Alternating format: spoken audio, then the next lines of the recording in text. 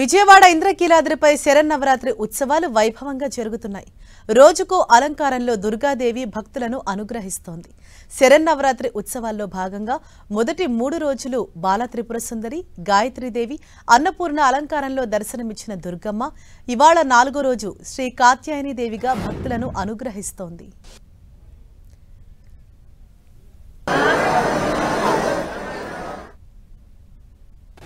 శ్రీ కాత్యాయనీదేవి అమ్మవారి అలంకరణను పూజించి పసుపు రంగు చీర సమర్పించి అరటిపండ్లు, పాయసాన్నం నివేదిస్తే జాతకంలో ఉండే కుజదోషం, భృగుదోషం తొలగిపోయి సకాలంలో వివాహం జరుగుతుందని భక్తుల విశ్వాసం.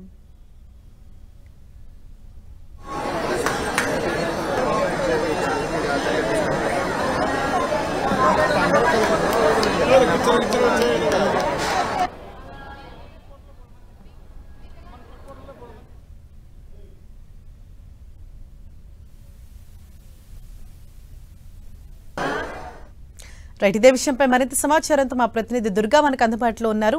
దుర్గా, శరన్నవరాత్రుల్లో భాగంగా ఇవాళ 4వ రోజు కాత్యాయనీదేవి అమ్మవారిగా దర్శనమిస్తున్నారు. మరి కొండపైన భక్తుల రద్దీ ఏ విధంగా ఉంది, ఏర్పాట్లన్నీ ఏ విధంగా ఉన్నాయి?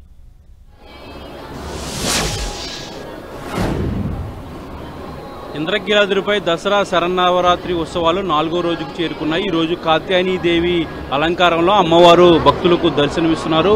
ఆ కాత్యాయనీదేవిని దర్శించుకునేందుకు ఈ రోజు తెల్లవారుజాము నుంచే భక్తులు ఇంద్రకీలాద్రికి చేరుకున్నారు. ప్రస్తుతం మనం ఇక్కడ చూసినట్లయితే ఒక కోలాహలం కనిపిస్తుంది. ఎందుకంటే ఇంద్రకీలాద్రి వద్ద అమ్మవారిని దర్శించుకునేందుకు భక్తులు పెద్ద సంఖ్యలో వచ్చారు. ఈ రోజు ఉదయం నుంచి కూడా ప్రతి క్యూలైన్లు కూడా కిక్కిసిపోయినటువంటి పరిస్థితి.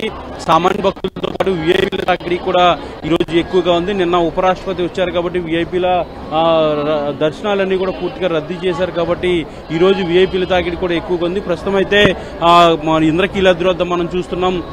ముఖ్యంగా కాత్యాయనీదేవి అమ్మవారిని దర్శించుకుంటే అనేక ప్రయోజనాలు ఉంటాయి, వాళ్ళకి మంచి జరుగుతుందని భక్తులు నమ్ముతున్నారు. ఇందులో భాగంగానే పెద్ద ఎత్తున ఈ రోజు ఇంద్రకీలాద్రికి అమ్మవారిని దర్శించుకునేందుకు భక్తులు రావడం జరిగింది. అసలు ఈ రోజు కాత్యాయనీదేవి అలంకారంలో ఉన్నటువంటి విశిష్టతలు ఏంటి, ఏ విధంగా పూజలు చేయాలి, దర్శించుకుంటే ఎలాంటి ప్రయోజనాలు కలుగుతాయి, ప్రస్తుతం మనతో పాటు ఆలయ పండితులు ఉన్నారని అడిగి తెలుసుకుందాం. సార్ చెప్పండి, అసలు ఈ రోజు ఉన్నటువంటి అలంకారానికి ఉన్న విశిష్టతలు ఏంటి?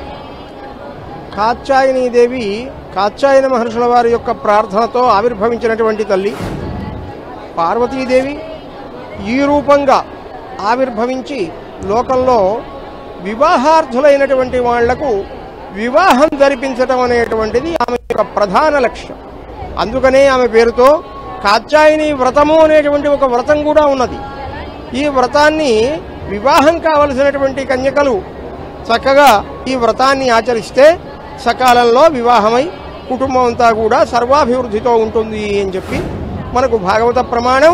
కాబట్టి ఆ అమ్మవారి యొక్క దివ్యమైనటువంటి రూపం లోకంలో మనుష్యుడికి కావలసిన ప్రధానమైనటువంటి అభీష్టాలు, వృత్తి, అలాగే వివాహము, సత్సంతాన లబ్ధి, వంశాభివృద్ధి, గృహంలో శుభకార్యాలు చక్కగా నడవాలి, కళ్యాణ పరంపరను జరిమించేటువంటి అనుగ్రహం, ఈ మొదలైనటువంటివన్నీ కూడా అమ్మవారు ఇచ్చేటువంటి అభీష్ట సిద్ధులు. అమ్మవారు శత్రుబాధలు లేకుండా చేసి సర్వ విధములైనటువంటి అవరోధాలను అలాగే. థాంక్యూ దుర్గా.